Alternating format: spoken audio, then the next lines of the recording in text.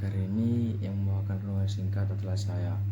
Tetapi sebelum itu, marilah kita buka dengan doa terlebih dahulu. Marilah kita bersatu dalam doa. Tuhan Yesus Kristus, bukan kami puji, bukan kami sembah. Terima kasih ya Tuhan atas berkat-Mu dan perintahmu semalam. Kami dapat tidur dengan nyenyak bangun di pagi hari yang cerah ini dengan tubuh yang sehat tanpa kekurangan suatu apapun. Dan sebentar lagi kami akan mendengarkan dari firman-Mu ya Tuhan. Semoga apa yang kami dengarkan dapat menjadi pelita bagi tubuh kami Tuhan, dapat kami terapkan di kehidupan kami sehari-hari ya Tuhan.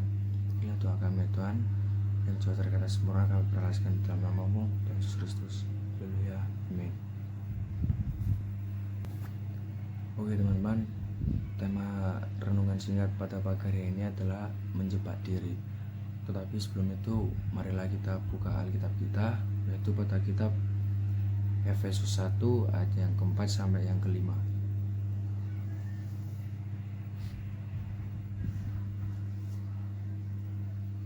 Efesus 1 ayat yang keempat. Sebab di dalam Dia Allah telah memilih kita sebelum dunia dijadikan, supaya kita kudus dan tak bercacat di hadapannya. Ayat yang kelima. Dalam kasih Ia telah menentukan kita dari semula oleh Yesus Kristus untuk menjadi anak-anaknya sesuai dengan kerelaan kehendak-Nya. Amin. Jangan sampai dunia mengikat kita hingga kita tidak layak masuk ke dalam pesta perjamuan anak domba Allah. Karena itu kita harus mengambil keputusan sekarang, mau ikut diundang atau kita masa bodoh. Jika kita tidak merindukan Tuhan, pasti ada yang salah dengan diri kita.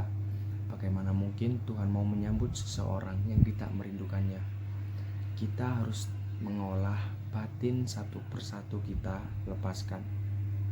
Hidup ini sangat singkat dan tragis, sementara tujuan akhirnya adalah untuk dibawa ke langit baru dan bumi baru. Dunia ini semakin rusak, ada perang, gempa, dan kekacauan di mana-mana. Apa yang bisa kita harapkan yang benar-benar dapat menyelamatkan kita? Hanya kesucian hidup yang dapat menyelamatkan kita. Karena itu, kita memiliki gerakan gasak, yaitu gerakan satu kata, di mana satu kata saja yang tidak patut jangan diucapkan, jangan ditulis di media sosial, apalagi satu kalimat. Karena Alkitab mengatakan, siapa yang dapat menguasai lidah, ia adalah orang yang sempurna.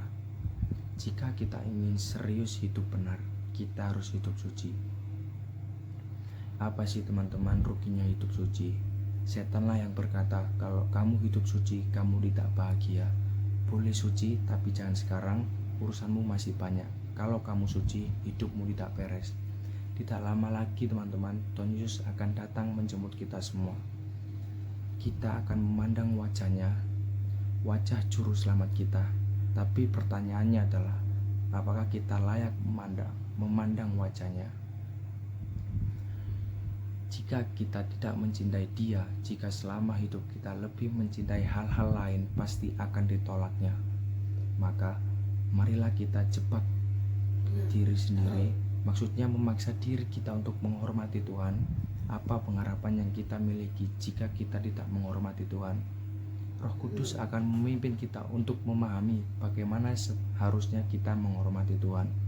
Maka lebih dari sekadar memiliki pikiran dan nalar atau belajar firman, kita harus mengalami perjumpaan dengan Tuhan. Gerak mulut, mata, dan tindakan kita, semuanya berhubungan dengan perasaan Tuhan. Jika kita menyakiti perasaan Tuhan, lama-kelamaan kita menghujat Roh Kudus, dan itu adalah dosa yang tidak bisa diampuni. Menghujat Roh Kudus bukan 1-2 perbuatan, tapi suatu pola yang terus-menerus sampai akhirnya memadamkan roh. Kita harus sadar bahwa penebusan tidak menghilangkan kehendak bebas kita. Penebusan juga tidak secara otomatis mengubah sistem berpikir kita menjadi sistem berpikir Allah. Ia tidak secara otomatis menghapus selera dosa, kebiasaan, dan pola hidup yang salah. Maka, kita harus berubah belajar, berubah sampai hidup kita benar-benar tak bercacat dan tak bercela. Kesucian harus hadir dalam segala hal. kita harus mengondisikan hidup kita agar menjadi kudus dalam segala hal, supaya kita dapat bersama-sama masuk dalam perjamuan Tuhan. Kita tidak memilih menjadi lemah, kita memilih menjadi kuat. Gereja hanyalah sarana untuk mengubah hidup kita. Jangan menjadi Kristen palsu, teman-teman. Jika kita mengaku Kristen, maka perilaku kita harus mencerminkan Kristus. Sebab umat pilihan harus hidup seperti Kristus. Oke, baik teman-teman, itulah renungan singkat pada pagi hari ini yang berjudulkan atau bertema menjebak diri. Semoga dapat kalian resapi dengan baik. Dan sebelum menutup renungan kita pada pagi hari ini, marilah kita tutup dengan doa terlebih dahulu. Mari kita bersatu dalam doa.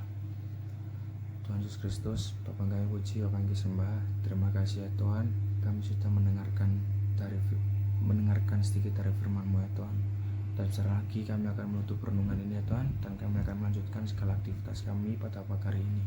Kami serahkan segala aktivitas kami pada pagi hari ini ke dalam tangan-Mu, Tuhan Yesus Kristus. Kami hanya berdoa dalam nama-Mu dan mengucap syukur. Haleluya. Amin.